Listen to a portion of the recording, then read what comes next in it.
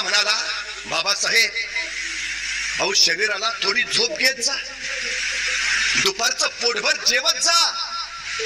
तसे बाबासाहेब आंबेडकर त्या धनिक पुत्राला म्हणाले, झोपायला मला वेळ नाही आणि दुपारचं जेवायला माझ्याकडे पैसे नाहीत.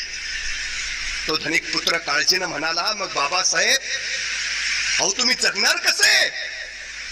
तुमच्या शरीरात बळ कसं येणार? तुम्ही जर जेवलाच नाही, तुम्ही जर झोप घेतली नाही, तर तुमच्या शरीरात ताकद सामर्थ्य बळ कसं येणार?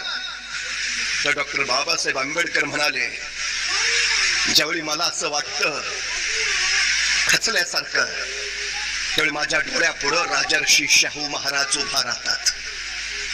माझे हजारो दलित बांधव माझ्या नजरेसमोर येतात आणि माझ्या अंगात मग बळ येतं. या लोकांसाठी मला शिकलं पाहिजे, या लोकांसाठी मला घडलं पाहिजे.